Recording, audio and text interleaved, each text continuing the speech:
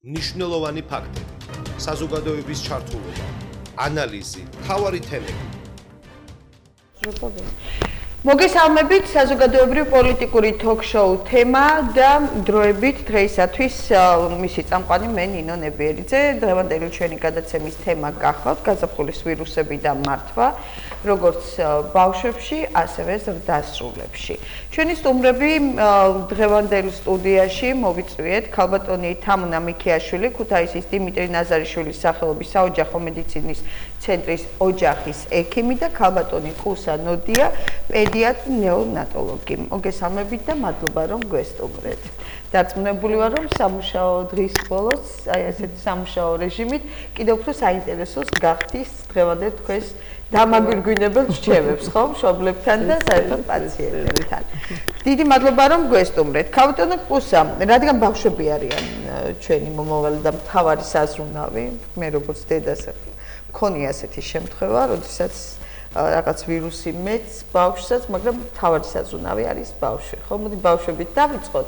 გაზაფხულის ვირუსები რამდენად საფრთხილოა ბავშვებთან დამოკიდებულებაში და რამდენად ყურადღებიანი უნდა ვიყოთ ოჯახის წევრები, რომ პატარებისათვის წლის ეს ულამაზესი დრო არ გახდეს ჯანმრთელობის უფრო პრობლემატური.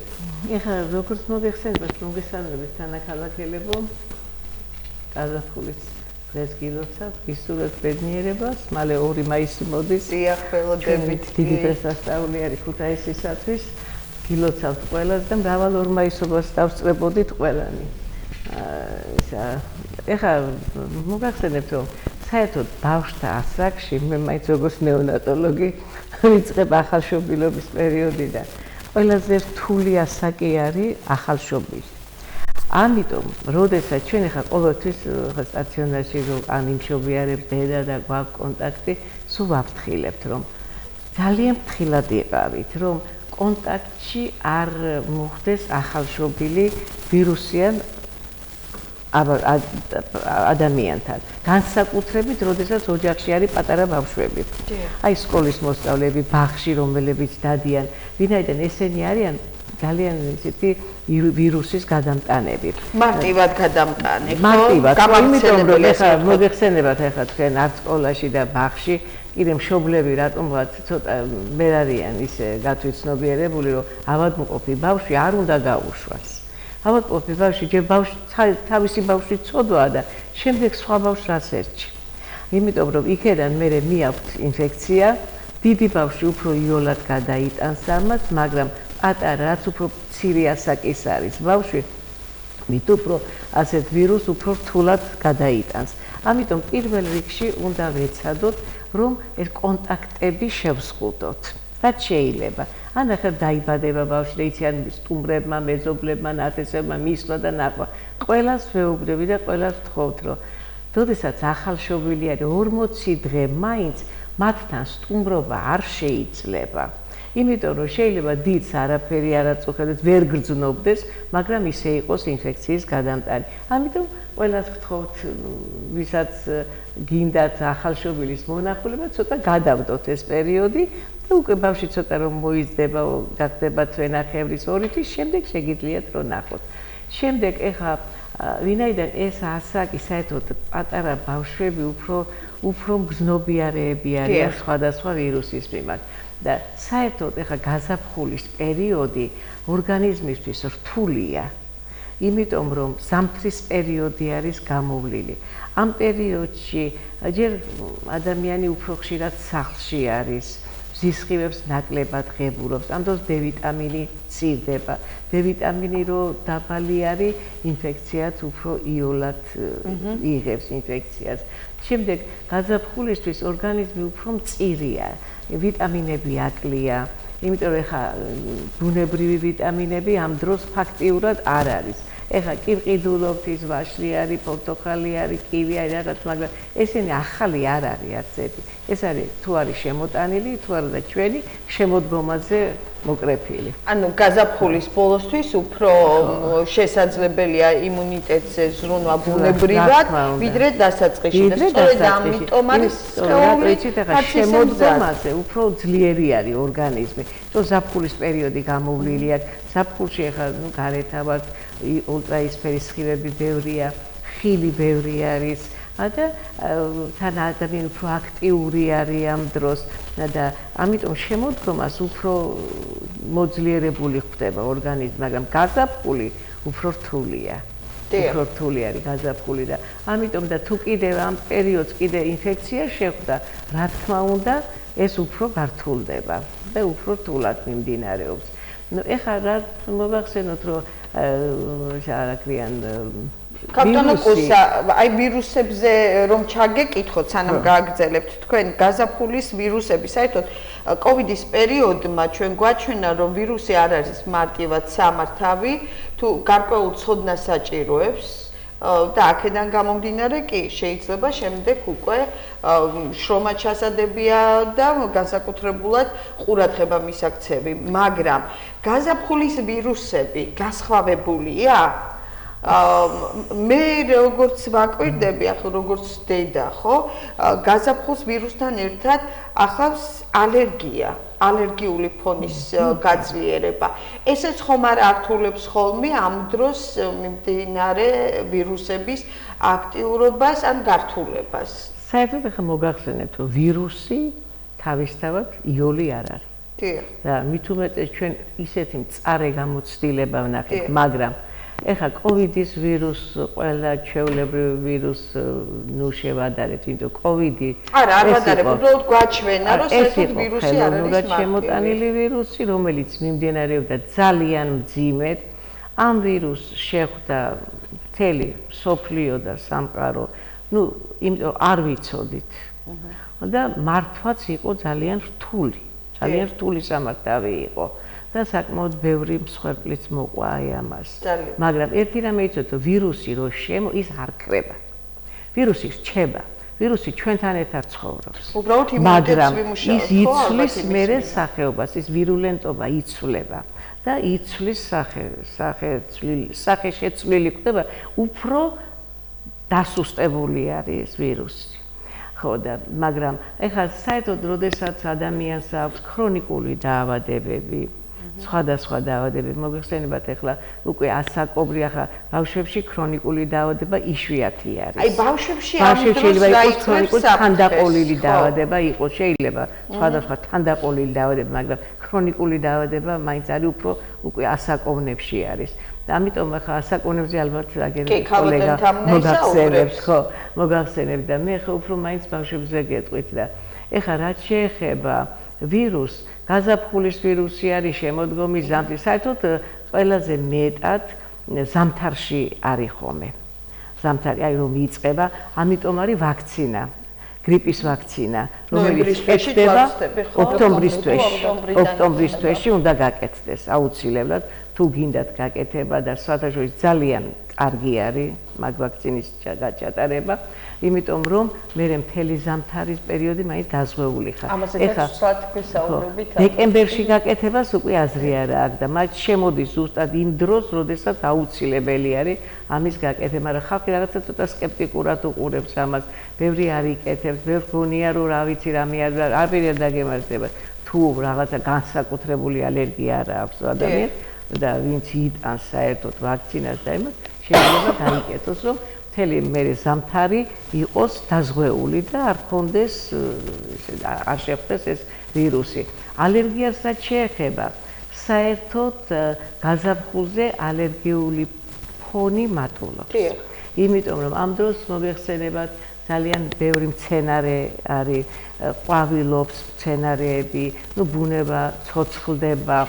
ბუნება რო ცოცხლდება, იქ ყვავის თავისი მტვერი აქვს, აგერ ქარი არის და ეს ქარი არის გადამტანი აი ამ ყვავილის მტვერის და ნუ იქ შეიძლება მიწიდანაც იყოს მტვერი და ეს ყველაფერი თუ აქვს ალერგიული ფონი ადამიანს, ეს უფრო გაამწვავებს და თუ ალერგიული არის და კიდე ვირუსი შეხვდა, რა თქმა უნდა ეს უფრო ამასაც ითვალისწინებთ ალბათ ბავშვებთან ვირუსის მართვის. საერთოდ რა არის ეს? ყველაფერს უნდა გათვალისწინება.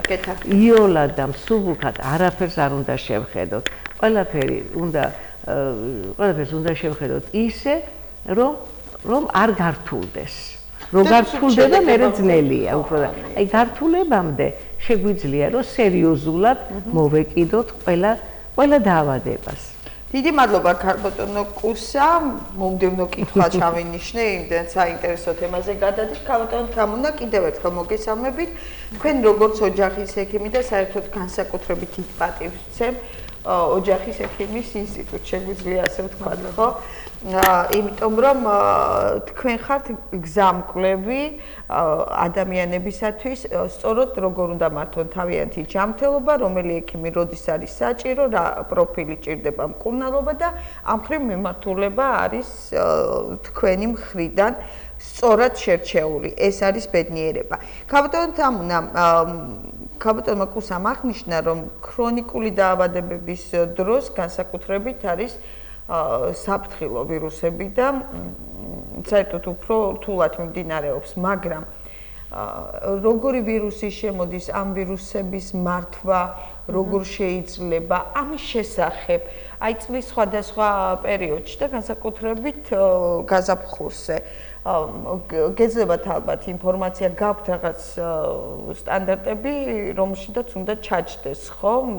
ეს მდგომარეობა, რაც არის საზოგადოებაში ჯანმრთელობის მხრივ და სტანდარტები, რის მეშვეობითაც წარმატებით მკურნალობთ. კი ბატონო. მოგესალმებით პირველ რიგში, მივესალმებით ჩვენს ქალაქს, ქუთაისლებს.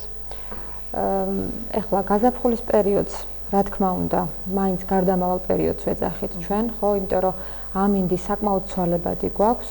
არის ხოლმე დათბობის მომენტები, არის შემდეგ უეცარი აცივების დღეები და ამ დროს დამეთანხმებით, რომ ადამიანები რაღაც შეიძლება შესაფერისად არ იცვამდნენ, ხო, რაც ორგანიზმის გადაციებისთვის ერთ-ერთი პირობა არის და ორგანიზმის გადაციება შეიძლება გახდეს ვირუსული ინფექციის განვითარების მიზეზი, ერთ-ერთი მაპროვოცირებელი, ხო?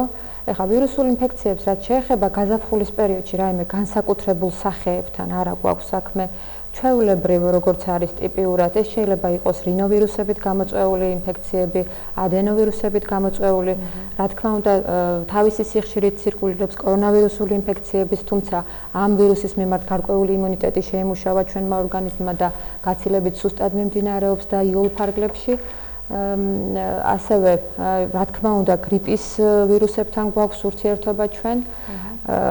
ვირუსებთან უნდა ვიცოდეთ, რომ ჩვენ ვურთიერთობთ და გვაქვს კონტაქტი და ვიღებთ ამ ვირუსებს ჩვენი ყოველდღიური რეჟიმიდან გამომდინარე, ისინი ახდენენ ჩვენს დაინფიცირებას, მაგრამ არ ვითარდება ხოლმე, რა თქმა უნდა, ყოველ ჯერზე დაავადება, ხო?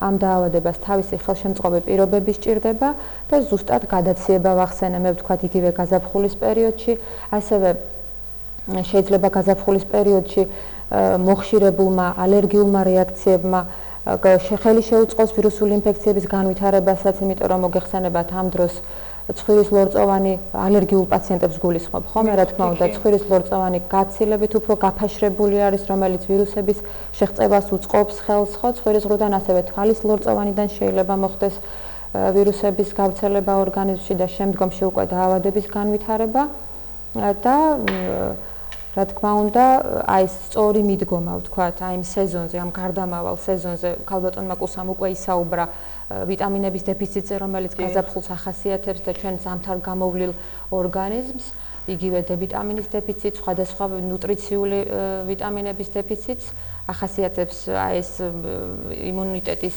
ასე რომ ვთქვათ, ბრჭყალებში დაქვეითება, რაც შეიძლება გახდეს ხელშემწყობი ვირუსული დაავადების განვითარებისა. აი თქვენ როგორც ოჯახის ექიმი, როდესაც განსაკუთრებით აი ქალბატონმა კუსამაც აღნიშნა და ვიცით, ხო? ვისაც გვაქვს შეხება რაღაც ინფორმაციასთან, რომ ქრონიკული დაავადების მქონე პირები, პაციენტები, რომლებიც ხშირად მოდიან ოჯახის ექიმთან, ამა თუ იმ მიზეზით, თუ გაქვთ ხოლმე ვთქვათ ვირუსის სეზონის განსაკუთრებული ასეთ გააქტიურების წინ ვთქვათ საუბრები, რომ როგორ მოიქცნენ, რა გააკეთონ და რა შემთხვევაში უნდა ჩათვალონ, ვთქვათ და განასხვაონ იგივე ალერგია და ვირუსი ერთმანეთისაგან. სხვათა შორის ხშირად გამიგონია, რომ იცით და ვირუსი არა მაქვს, ალერგია მაქვს, ხო. ამას ახლა ალერგიისკენ მიდრეკილი პაციენტი წლების მანძილზე, ვისაც ალერგია აწუხებს, ნამდვილად ხვდება ხოლმე, როდის ეწყება მას სეზონური ალერგია და გარკვეული მცენარეების ყვავილობასაც უკავშირებს ეს, ხო, ამას, ხო, ამ რეაქციების განვითარებას, მაგრამ არის რაღაც განმასხვავებელი ფაქტორები ალერგიული რეაქციებისა და ვირუსული დაავადებისა, რომლის მიხედვითაც შეიძლება ადვილად ამოვიცნოთ ჩვენ რასთან გვაქვს ზუსტად საქმე.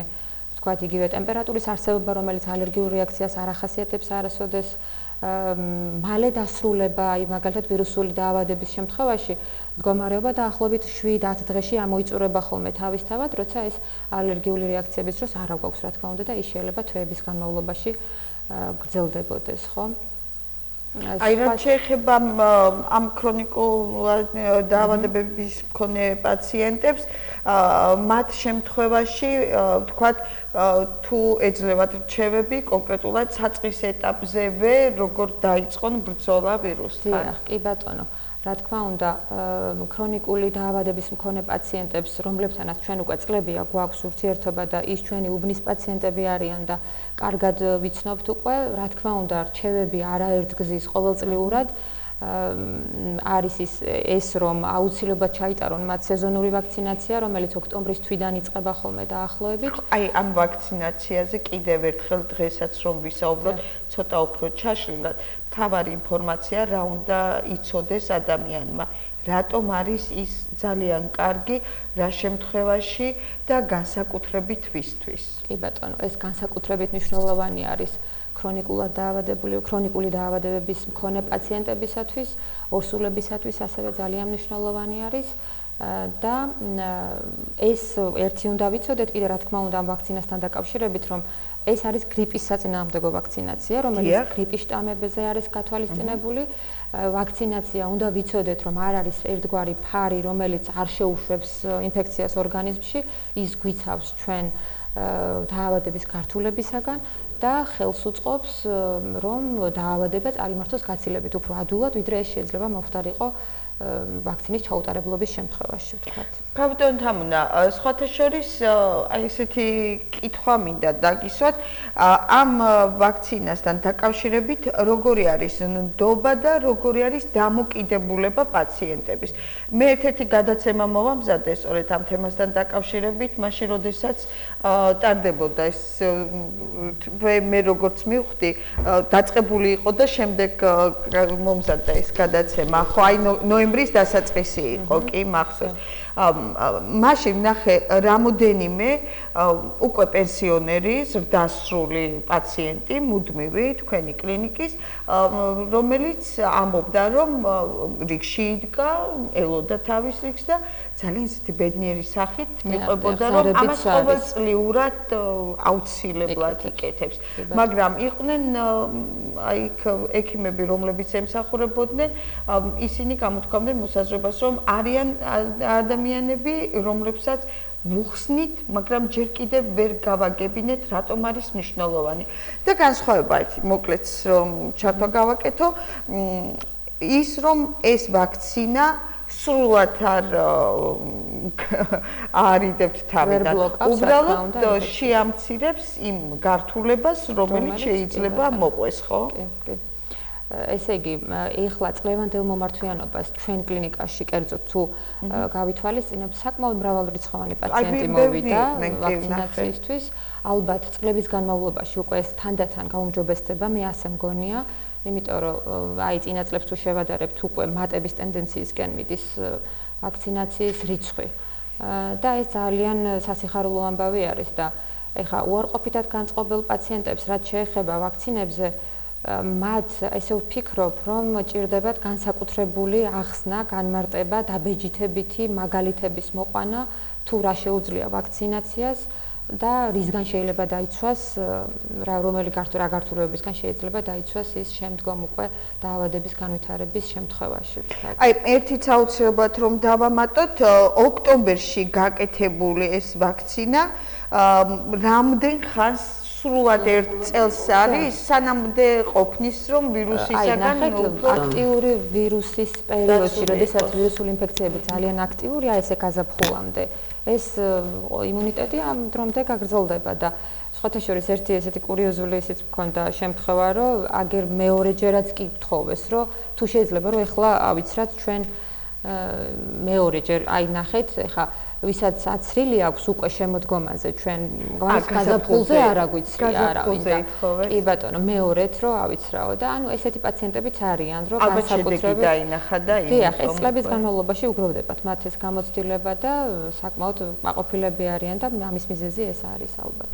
კაპიტოლკუსა ამ ყველაფერმა გამახსენა ჩვილ ბავშვებში აუცილებელი აცრები, ხო სწორად ვამბობ აქ ვაქცინაცია, ხო ვაქცინაცია, კალენდარული, ის რაც უკვე საუკუნეა ჩამოყალიბებულია და სტანდარტულად ვიცით, საერთოდ ამ ვაქცინაციამ მსოფლიოს სამყარო გადაარჩინა.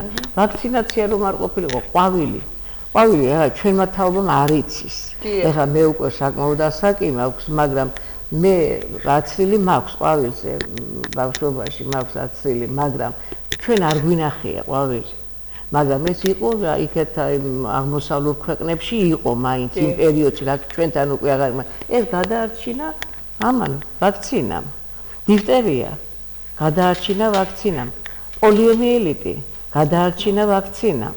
ხოდა ვაქცინაციის გარეშე მე მაგალითად ეხა მე უკვე დიდი ხნის პედიატრი ვარ, ადრე უბნის ექიმადაც ნამუშევარი ვარ და უბანზე მყავდა პაციენტები და ვუცრიდით და სხვათა შორის ადრე აი ესე სკეპტიკურად განწყობილები არ იყვნენ. ეტყოდი რომ აცრის თვითონ მოყავდათ ბავშვები, მშობლებს. მაგრამ ეხლა უკვე სხვა სიტუაცია არის. დამეთანხმება კოლეგა, იმიტომ რომ ცოტა რთული არის თუ მithumetes ბავშვებთან თუ გაქვთ თქვენ კონტაქტი, ძალიან რთულია მშობლებთან ურთიერთობა. ერთი გიმტკიცებს, ვაიმე მე ვერ ავცვი, იმიტომ რომ რაღაც დაავადება დაემართა, აუტიზმი დაემართა და ვაბრალებთ ვაქცინას, მაგრამ სტატისტიკურად ეგ არ არის, აქ ჯანდაცვის ორგანიზაციაში შედის სტატისტიკა და სტატისტიკურად ამ ვაქცინებიდან გამოწვეული არ არის ეს აუტიზმი. ეს რაღაც სხვა მდგომარეობა არის და მართალი გითხრათ, რომ მე 30 წლის წინ პირველად გავიგე დიაგნოზი აუტისტი. პირველად. ესეც მოსკოვში დაისვა იმ ბავშვის დიაგნოზი და ეხლა კატასტროფაა. მაგრამ ეს ახლა მე ჩემო ოჯახში 4 ბავშვი ყავს, ყველა აცრილები არის, ყველა კალენდარული ვაქცინა ჩატარებულია, მაგრამ დასაღი ბავშვები არის. აი ბავშვებთან დაკავშირებით, როდესაც საუბრობთ რომ დასრულებში ეს გრიპის ვაქცინა, ხო ასე ქვია, რომელიც ოქტომბრიდან შეგიძლიათ მიმართოთ თქვენი ოჯახის ექიმს, ხო? უფასო არის თანაც ეს ვაქცინები, საკობრივი ჯგუფისთვის, აი წელს ესეთი იყო, ადრე იყო ასაკობრივად დაყოფილი პაციენტები, თავიდან იყო რომ მხოლოდ ასაკოვანი და ქრონიკული დაავადებების მქონე პაციენტებისთვის იყო, მაგრამ ეხლა წელს იყო აბსოლუტურად განურჩევლად ასაკისა, აბსოლუტურად ყველა იცრებოდა ნებისმიერი მსურველი და ჩვენი რეკომენდაციით. ბავშვებთან დაკავშირებით თუ შეიძლება იგივე ვაქცინის გამოყენება დაახლოებით რა ასაკიდან? ნურიოსთან მაქვს კითხვა ხა? 2 წლის შემდეგ. კი ბატონო, კი. შემდეგ შეიძლება თავისუფლად გამოვიყენოთ ეს ვაქცინა, კი. და მithumetes ბავშვი, რომელიც საბავშვო ბაღში დადის და სკოლაში, ამ დროს რისკის, განსაკუთრებული რისკის ქვეშ იმყოფება და აქედან უკვე ბევრად უფრო მარტივად შეიძლება რომ გადაიტანოს. კაპიტოლკუსა, თქვენ აღნიშნეთ ვიტამინები. ხო, ვიტამინები, ხო. აი ეს ვირუსებთან დაკავშირებული ერთ-ერთი მთავარი პრობლემა შეიძლება აღმოჩნდეს ვიტამინების ნაკლებობა. ხო, ავიტამინოზი ვითარდება. ხო, როდესაც სხეული უკვე ვეღარ უმკლავდება, სუბუქი ფორმით რომ გადაიტანოს ვირუსი. მე ეხა მოგახსენებთ ერთ რამეს. ეხა კვება ეხლანდელ ბავშვებში მე რომ ხედავ არაჯანსაღი კვება. არაჯანსაღი არის. დაგეთანხმებათ ყველა მშობელია. ხო, ყველა მშობელი, იმიტომ რა ვიცი, ძალიან ძნელია ბავშვის დაცვა, რომელიც მიდის რაღაცა ცოტა ფული ხო აქვს, არა? შევა მაღაზიაში, იყიდის ჩიპს, იყიდის რაღაც სასმელი არის კოკაკოლა თუ რაღაც. იყიდის რაღაც იმ კანფეტებს, იყიდის რაღაცა და ბავშვი უკვე თითქოს დანაყრებულია, ან დროს ორგანიზმი გამოფიტულია. ჩვენ დროს რომ იყო ხა რომ ბავშვი აუცილებლად უნდა ისადილოს ბავშვმა. სადილი ახლანდელ ბავშვებს ნაკლებად. და საუზმეც აუცილებელი. საუზმე არის აუცილებელი. საუზმე იმდენად აუცილებელია რომ შემდეგ შეიძლება ვახშამი არ შეჭამ, მაგრამ საუზმე უნდა ჭამო. თან ბავშვი პატარაობიდანვე უნდა შეაჩვიონ ამას. ახლა რა არის ახალგაზრდადები ცოტა ეჩქარებად, აგერ ბავშვს რაღაცას მისცემენ ისე და წაიყვანენ. არა, საშუალებაც არის ახლა გარეთ იმდენი კვების ობიექტია, მაგრამ მოასწარი რა არის სწრაფი კვება, ეგ არის საშინელება. ეს თემა ცალკე თემა და ძალიან დიდი თემა. ცალკე თემა და ძალიან სერიოზული თემაა. მაგრამ სწორი კვება, რომელიც გაზაფხულზე ვირუსებთან გამკავებაში ბოსტნეული ძალიან კარგია, ბოსტნეული უნდა ამ დროს ძალიან. ჩვენი ხალხი იყო ბრძენი. ძველად ხო არ იცოდნენ ასე მეცნიერულად, მაგრამ გაზაფხულზე იყო მინდვრის ფხალი. კი. მინდვრის ფხალი, იცით რატო იყო? ბევრია, ხო, მაგრამ ნაკლებად ყიდულობს ხალხი არ იციან. იცით რატო იყო? იმაში ყველაფერი იყო. ვიტამინი იყო ყველაფერი და სად იყო ადრე ვიტამინები? ამას მიირთმევდნენ გაზაფხულზე. თან მარხვა თავდებოდა. მარხვის პერიოდიც თავისთავად ორგანიზმს ფიტავს, ცილას ვერ ღებულობს, უფრო ნახშირს ყაზღებულობს და უფრო აი რაღაცა რომელ რაღაც თავია ცილას ვერ ღებს, საშენი მასალა არის ცილა. და ამიტომ ესეთი კვება, ხო ეხლა მე ბავშვმა აუცილებლად კვერცხი უნდა ჭამოს თუ ალერგია არ აქვს, ხორცი აუცილებლად უნდა ჭამოს, ძის პროდუქტი უნდა მიიღოს, ეს არის აუცილებელი, ეს ბავშვის კვება, აი ამითი უნდა შევავსოთ. მებილო რა თქმა უნდა ვიტამინები, ახლა ძალიან ბევრნაირი ვიტამინი არის. ძალიან კარგი ფირმების არის, კარგი ვიტამინები არის შემოსული. მე მით უმეტეს ახლა ზაფხულში რო ვიტამინებს ნიშნავენ ძალიან არ მიყვარს. მე ხა მაგალითად გაზაფხულზე შეიძლება რომ ვიტამინები დანიშნო და საჭიროც არის, მაგრამ ზაფხულში ახლა რა თქმა ვიტამინი, როდესაც ამდენი ბუნებრივი პროდუქტი არის. თუ სხეული განსაკუთრებით არ არის დაუძურებული და დაუძურებული და ჯანმრთელობის პრობლემა, ეგ უკვე სხვა საკითხია. ჩვენ ახლა საუბრობთ საერთოდ მაინც უფრო ჯანმრთელ თორე ეხა ვინც ავად არის ის უკვე სტაციონარი არის და ამ ბავშვის კვების რეჟიმში გაზაფხულის ვირუსების დროს სამართავად სწორად რა საკვები უნდა იყოს ჩართული აუცილებლად? სითხეები საკმაო რაოდენობით სითხე უნდა მიიღოს აუცილებლად და არა ის ქიმიური წვენები რომ არის. შეიძლება ახალი ხილი გამოუწუროთ და ახალი ხილის წვენი მივცეთ ბავშვს თუ უყვარს ძალიან წვენი თუ არა და ისე დაუჭრათ და ხილი მივცეთ. ესა, როგორც გითხარით, ეხა პირველი აუცილებელია, მეორე აუცილებელი არის საკვები და რაღაც დესერტი. და საღამოს კიდე სასურველი არის ან მაწონი, ან კეფირი, ხაჭო, აი რაღაც ცოტა ესე სულუკად, იმიტომ საღამოსაც უნდა ჭამოს ბავშვმა აუცილებლად. აი თვითონ ვირუსი როდესაც აქვს ამ დროს გაგვიწია სითხე, თავარი, C ვიტამინი, ხო? C ვიტამინით მდიდარი საკვები უნდა მივცეთ, თუ არა C ვიტამინის მიწოდება შეიძლება და ძირითადად მაინც უფრო სითხეები და ანტივირუსული მკურნალობა. აი რამინა კიდე გითხრათ. ტემპერატურას მისცემს მეორე დღეს დედა აძლევს ანტიბიოტიკს. კატეგორიულად აკრძალულია.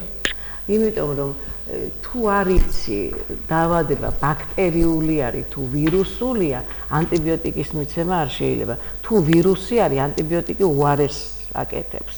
მე მყავს პაციენტები, როგორც იქნა ვასწავლე, რომ იქვე ანტიბიოტიკი არ მისცეს. ჩემშულებს უიშვიათესად აქვს ძალიან ანტიბიოტიკი კარგი. იმიტომ რომ რა ვიცით, ჩვენ უნდა ვითიქროთ მომავალზე. შეიძლება რამე ისეთი სერიოზული დაავადება დაემართოს, რომ ანტიბიოტიკი იქნას საჭირო. ამ ბანალური ინფექციის დროს ანტიბიოტიკს მისცემ. მერე რას აძლევს? სხეული არის შეჩვეული, აქვს მერე რას აძლევს? ანუ უნდა დავიცვათ. ეხლა მაინც პირდაპირ არის მოწოდებული ძალიან ძიმე პერიოდში ვცხოვრობთ ჩვენ ყოველნაირად, ეკოლოგიურად, ყოველნაირად ძიმე პერიოდია. ამიტომ ჩვენ კიდე არ უნდა გავართულოთ. არაც უწოდინრობით. არ უნდა გავართულოთ და არ უნდა გავამწვავოთ ჯანმრთელობას. მიღების ძალიან ბევრი დიდი საშუალება. სფერო თუ წაიკითხავ და თუ გაიგონებ. დიდი მადლობა. ქალბატონ თამუნა, თქვენ რას დაამატებთ? უკვე ზრდასრულ ადამიანებს რას ურჩევთ ხოლმე გაზაფხულზე იმისთვის, რომ სხეული გარდა იმ ვაქცინისა იყოს მოძლიერებული, რა უნდა გააკეთო? კვებასთან დაკავშირებით, ვიტამინებთან დაკავშირებით, რა რჩევებს აძლევთ ყველაზე ხშირად და რა მოთხოვნებია და კითხვები აქვთ ყველაზე ხშირად?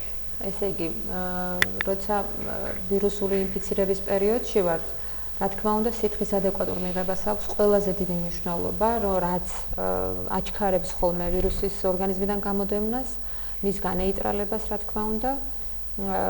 რა თქმა უნდა, თბილი სითხეებით დატვირთვას ურჩევ პირველ რიგში უკვე ინფიცირებულ ადამიანს თუ გულისხმობთ, ხო, და დაავადებულ ადამიანს, ასევე ჰიგიენას ძალიან დიდი მნიშვნელობა აქვს. პირბადის გამოყენებას იმისთვის, რომ ოჯახის წევრები დავიცვათ ინფიცირებისაგან, აუცილებელია ფიზიკური დატვირთვის შეზღუდვა, ამ ენერგიის ხარჯვას უნდა მოვერიდოთ ჩვენ ამ დროს უკვე ორგანიზმმა ენერგია უნდა გამოიყენოს ვირუსთან საბრძოლველად და არა სხვა საქმიანობისთვის.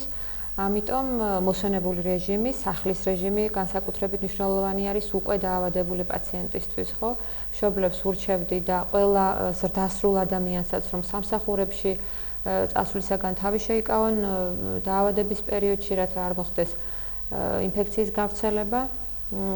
ასევე ძალიან მნიშვნელოვანი არის ხოლმე პრევენციის თვალსაზრისითაც ჰიგიენური ნორმები, ხელების დაბანას გულისხმობ, რა თქმა უნდა, პირველ რიგში და ასევე გამორეცხვას, თქვათ, აი უკვე ინფიცირებული ადამიანი თუნდაც არ იყოს ვირუსით ინფიცირებული, ცხვირის ღრუს სანაციას, თქვათ, ფიზიოლოგიური ხსნარით, პირის ღრუს სავლებების გამოყენებას ძალიან დიდი მნიშვნელობა აქვს, იმიტომ რომ ეს არის გზა და კარიბჭე, რომლითაც ხვდებიან ჩვენს ორგანიზმში ვირუსები. დიდი მადლობა. მე მინდა მაყურებელს შევახსენოთ, რომ გაზაფხულის ვირუსები და მართვა, საუბრობთ ამ თემაზე.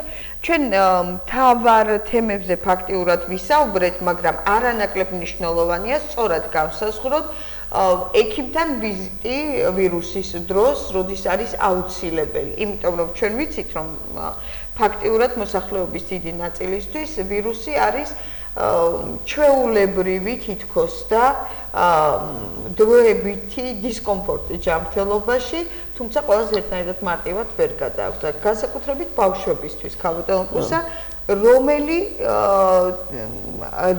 რამდენი დღიდან უკვე შეგვიძლია ვთქვა, რომ აუცილებელია. ბავშვს თუ ეწყება ცხელებით. დიახ. აი ხომ, რომ ეწყება ცხელებით, მანამდე სხვა სიმპტომები არ არის. თუ იწყება, თქვათ, რესპირაციული, გამონადენი ცხვირიდან ერთეული ხველა, მერე უკვე დაერთვება ამას ცხელება, აუცილებლად ექიმს უნდა მიმართოთ. იმიტომ თვითმკურნალობა უფრო ხანგრძლივდება, დაავადება და უფრო რთულდება. ამიტომ ეხლა არის საშუალება ოჯახის ექიმი არის, ახლა ძირითადად მაინც ოჯახის ექიმს უნდა მიმართონ, პირველი მიმართვა ეგ არის, ან თუ ყავთ თავისი პირადი ექიმი მიმართონ იმას, რომ სწორად დაინიშნოს მკურნალობა. და არავითარ შემთხვევაში თვითმკურნალობა არ უნდა ჩავატაროთ. ჩვილებთან დაკავშირებით. ჩვილებ მით უმეტეს და ახალშობილი და ჩვილი თუ არის მით უმეტეს პირველივე დღეს უნდა მიმართოთ, როგორც კი შენიშნათ ამას და მით უმეტეს თუ ამ სიმპტომებს ცხელება დაერთვება და ხველა საკმაოდ მომატებული მოიმატებს, ეს აუცილებლად ექიმს უნდა მიმართოთ. მით უმეტეს ახლა ჩვენთან არის ახლა ეს საშუალებები არის, დიაგნოზი დაისვათ, ემერჯენსის განყოფილება არის სტაციონარში, სადაც შედის პაციენტი და პირველი კვლევები უკეთდება, ყველაფერი, ანალიზები კეთდება, რენტგენი კეთდება, რენტგენოგრაფია, თუ საჭირო არის სპეციალისტები, ვიწრო სპეციალისტებსაც იძახებენ, ასე რომ კვალიფიციური პირველი გამოკვლევა და დახმარება უტარდება და იმის შემდეგ უკვე მიდის თუ აი საჭიროებს და დაწყებული არიან პნევმონია არის დაწყებული ან ბრონხიტი არის რაღაცა მაშინ ჭირდება სტაციონარი თუ არა და ბინაზე შეიძლება მკურნალობა ამბულატორიულად გაგრძელდეს უკვე ოჯახის ექიმის მეთვალყურეობის ქვეშ ხო და ამიტომ როდესაც არის თან მოიხსენებათ ეს უფასო არის emergency მომსახურეობა უფასო არის და შეუძლიათ მიიღონ ესეთი კვალიფიციური დახმარება და შემდეგ არც წამლის მოხსნა შეიძლება თვითნებურად ექიმის გარეშე თუ არ მოусმინა თუ არ ნახა ექიმა რა ვიცი მე მაგალითად ასე მიმაჩნია იმიტომ რომ რაც უფრო დაგვიანებული არის მკურნალობა და სწორი მკურნალობა მით უფრო გართულებული არის დაავადება და უფრო რთულდება. როდესაც პატარები იყვნენ ჩემი შვილები, კუსექიმო ხშირად დამირეკავს თქვენთვის. ყველაზე მეტად ვირუსი მაშინებდა რა მხრივ? ყელი და ფილტვები. ამას ხო ექიმის გარეშე ჩვენ ვერ გავიგებთ რამდენად უპრობლემო ან პრობლემიანია ამ დროს ვირუსი ბავშვისთვის ყელთან დაკავშირებით და ფილტვებში. საერთოდ დაავადება იწყება ზედა სასუნთქი გზებით, იმიტომ რომ ეს არის პირველი ჭიშკარი ქვია ამას. ცხვირი, პირი, ყელი. და ბავშვებში ძალიან ხშირი არის უფრო მეტად ზედა სასუნთქი გზები, ცხვირხახა. ხო, იქ ტონზილები ღიზიანდება და შეიძლება კატარალური ინფექცია იყოს, მაგრამ ეს თავისებურ მკურნალობას საჭიროებს. ხო, და მერე უკვე იქედან გადადის უკვე ქვემო სასუნთქ გზებში. ქვემო სასუნთქი გზები არის ბრონხები და ფილტვები. ბოლოს არის ფილტვები. და ფილტვებში თუ უკვე გადავიდა პროცესი ეს უკვე ესე იგი ეს იყო გახანგრძლივებული ეს უკვე გახანგრძლივებული არის ან დაგვიანებული არის მკურნალობა დაწყებული ან არასწორად არის მკურნალობა დაწყებული და მერე მიდის გართულება.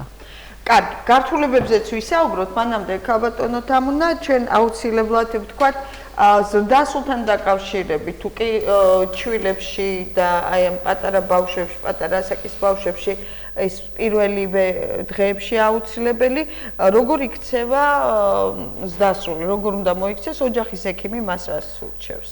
ბატონო, ჩვენი რჩევები ხა ზრდასრულ მოსახლეობასთან, რომელთაც არ აქვს ქრონიკული დაავადებები, ასეთი იქნება, რომ ყურადღებით იყვნენ ისეთ სიმპტომებთან, თქვა, აი წითელი ალმის ნიშნები არსებობს ხოლმე, რასაც ყურადღება უნდა მიაქციონ და მათ შემდეგ და ასეთი სიტუაციის არსებობის შემთხვევაში აუცილებელია ექიმთან ვიზიტი. ეს შეიძლება იყოს, თქვა, მაღალი ცხელება 3 და 4 დღეზე მეტად, უკვე ამ დროს აუცილებლად უნდა მივიდეს პაციენტი ოჯახის ექიმთან. და ვთქვათ, ქოშინი თუ არის გამოხატული, სუნთქვის გაძნელება ეს ნიშანია იმისა, რომ თვითონ ვერ მართავს ამ მდგომარეობას და აუცილებელია ექიმთან ვიზიტი, ძლიერი საერთო სისუსტე ან გაუწყლოების დეჰიდრატაციის ნიშნები არის ზოგიერთი პაციენტი, რომელიც სითხეს ადეკვატურად ვერ იღებს, რაც აძნელებს და ართულებს მის მდგომარეობას, ამიტომ ასეთ შემთხვევაში მე მათ ვურჩევ, რომ აუცილებლად მიმართონ ოჯახის ექიმს. ქალბატონმა კურსამ აღნიშნა, რომ აი აქ ამ შემთხვევაში განსაკუთრებით მნიშვნელოვანი არის ექიმის რჩევების გათვალისწინება. თქვენც აღნიშნეთ, როდესაც ქრონიკული დაავადებები არ ახლავსო, მაგრამ თუ ქრონიკული დაავადებები ახლავს, ამ შემთხვევაში ან ხანდაზმული არის პიროვნება, ამ დროს რამდენად უფრო დიდი რისკის ქვეშ არის ვირუსით დაავადება, იმ მხრივ, რომ აი იმან უფრო მალე უნდა მიმართოს ექიმს. ხო, დაახლოებით 3 დღე მე ვთვლი, რომ არ არის, ნახეთ, მაღალი ცხელების პირობებში, ზრდასრულ მოსახლეობაში, თითქმის ყველასთან მაინც იგივე რჩევა მექნება, რომ თუ ისეთი ნიშნები არ არის, ეხლა თუ პირველივე დღესვე მაღალი ცხელებაა გამოხატული, რომელსაც თან სუნთქვის გაძნელება, ქოშინი და ძლიერი საერთო სისუსტე ახლავს, რა თქმა უნდა, ასეთი ქრონიკული ავადმყოფობის მქონე პაციენტი იმ დღესვე უნდა მივიდეს ოჯახის ექიმთან. მაგრამ თუ კი ცხელება გრძელდება ზომიერად, თქვათ, ის ემორჩილება ტემპერატურის დამწევებს, სითხეს ადეკვატურად იღებს ადამიანი, არ არის ისეთი ძლიერი საერთო სისუსტე გამოხატული, ხო? შეიძლება 3 დღე მაინც ვადროვოთ, თქვათ, ამ მდგომარეობას, რაც ნიშანს გვაძლევს, ასე რომ ვთქვათ, მომავალი პროგნოზისთვის და შემდეგ უკვე მიმართავს ოჯახის ექიმს, მაგრამ არის თუ აქვს ოჯახის ექიმთან გარეკვის შესაძლებლობა, ხაზზე თუ არიან რა თქმა უნდა, ესეთი კავშირიც ძალიან ხელმისაწვდომი არის და ნამდვილად მზად ვართ სამუშაო საათებშიც, არ ვიცი, მას გარეთაც რომ უპასუხოთ მათ ზარებს და რა თქმა უნდა სატელეფონო კონსულტაციებს იღებენ ისინი თქვენ. ქალბატონმა კუსამ აღნიშნა ბავშვებთან ანტიბიოტიკებს იწყებენ მშობლები ხშირად ექიმის გარეშე. თავად თქვენი პაციენტები უკვე სხვებზე კი არა საკუთარ თავზე.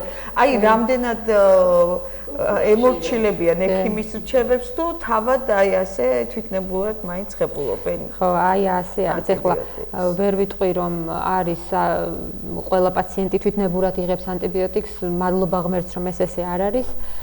ბევრი პაციენტი ექიმის გარეშე არ მიიღებს არანაირ აბს ნამდვილად. თუმცა ბევრი პაციენტისგან მსმენია ჩემთან მოსვლის დროს, რომ მან ნახა ძველი დანიშნულება ჩემი, რომელიც თქვათ არის დაახლოებით 3 თვის წინ დანიშნული და მაშინ ის ბაქტერიული ინფექციით იყო დაავადებული და საჭიროებდა ანტიბიოტიკოთერაპიას და 3 თვის შემდეგ მას იგივე ანტიბიოტიკი გამეორებული აქვს და ჩატარებული აქვს ეს კურსი ან სრულად, ან ნაწილობრივ, რაც სრულად დაუშვებელია ასეთ რეჟიმში ანტიბიოტიკის მიღება და რა თქმა უნდა კიდევ ერთხელ ამაზე საუბარი ჩვენ პაციენტებთან აქტიურად ყოველდღე გვიწევს და კიდევ ერთხელ გავიმეორებ ყველას გასაგონად რომ ესეთი ანტიბიოტიკოთერაპია არის იმუნური სისტემისთვის უკიდურესად დამაზიანებელი და ის პაციენტს რისკს უქმნის შემდგომი ინფიცირების გამოწვეული დაავადებების რომ გაურთულდეს თქვა. ერთი კითხვაც რომთაც შემდეგ ქალბატონ კუსასთანაც გადავა. რა არის ის მედიკამენტები, რომელთა მიღება ექიმის რჩევის გარეშე იმ საწყის პირველ 3 დღეს შეუძლიათ? კი ბატონო. ეს ალბათ სიცხის დამწევი. სითხე იგულისხმება პირველ რიგში, რომ ადეკვატური ჰიდრატაციის პირობებში იყოს.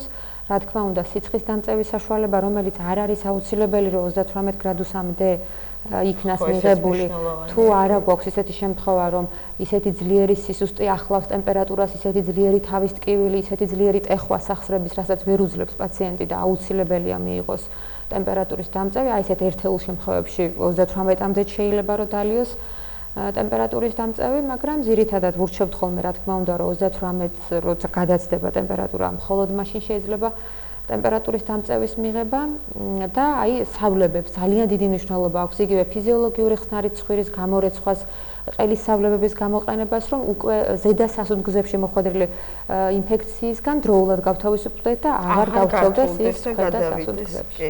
მადლობა, ქალბატონ კუსა. იგივეს გეტყვით, რომ აუცილებლად პირველი დახმარება, რაც არის, თუ არის ცხელება, მაღალი ტემპერატურა, აუცილებლად ანტიპირეტიკული საშუალებები, ესეთი ტემპერატურის დამწევები უნდა მივიღოთ. ასაკობრივ ჯგუფები არის ესეთი, ესე იგი ზოპარაცეტამოლი არის, ნუროფენი არის, ბავშვებისთვის, ხო, და ეს უნდა მიიღოს აუცილებლად, არ უნდა ჩახურდეს ბავშვი. უნდა ვეცადოთ 38-ზე ზემოთ თუ წავიდა ტემპერატურა, უნდა გავხადოთ და 38-39-ზე უკვე თბილი წყლით შეზელად შეიძლება და ეს უფრო სწრაფად უწევს. არის სანთლები არის კიდევ ტემპერატურის დამწევები, რომელიც შეიძლება გამოიყენოს და თუ ეს ტემპერატურა გახანგრძლივდა, ამ შემთხვევაში აუცილებლად მიმართოთ. პირველი დახმარება ახლა ოჯახის. დიდი მადლობა, ძალიან საინტერესო იყო თქვენთან საუბარი, საინტერესო რჩევები. მოკლედ კითხავთ და მოკლედ მიპასუხეთ, მიმართეთ ექიმსო, ამდენი ვირუსიანი და სხვადასხვა დაავადების მქონე პაციენტი კი თქვენი პროფესია, მაგრამ როდესაც მოგმართავთ, თქვენ როგორ იცავთ თავს, რომ გყავდეთ ყოველთვის ლამაზები და ჯანმრთელები, ესეც მაინტერესებს და დავემშვიდობოთ, ცოტა უფრო მსუბუქად რაღაც დავასრულოთ. რა გითხრათ ახლა მე? თქვენს რისკის ქვეშა ვართ, რა თქმა უნდა, უნდა დაიცოთ აუცილებლად ხელების დაბანა. ჰიგიენა პირველი არის ხელების, ყველამ უნდა ისწავლოს ხელის დაბანა. და წესი აქვს ხელისდაბა. ახლა ჩვენ კიდევ მაგრამ ისედაც ახლა ოჯახში სახში რო შეხვალ გარედან გაიხადო უნდა გარეთ ტანსაცმელი, მით უმეტეს პატარა თუ ყავს ოჯახში, ან მოხუცი ყავს, რომელიც ქრონიკული არის დაავადებული, უნდა დავიბანოთ ხელი, მერე სადეზინფექციო საშუალებები არის, ეს გამოვიყენოთ და მერე თქვენ იცავთ ასეთ? ხო, და ვცდილობ. დავამატებდი, რომ ოთახის განიავებას დიდ ვანიჭებ, რომ აი ინფიცირებული პაციენტის გასინჯვის შემდეგ აუცილებლად და მეც ასე მასწავლეს. ტემპერატურა ოთახში არ არის არც უნდა გადაცილდეს, არც უნდა 22-23 გრადუსი ტემპერატურა არის მნიშვნელოვანი. აუცილებლად. დიდი მადლობა.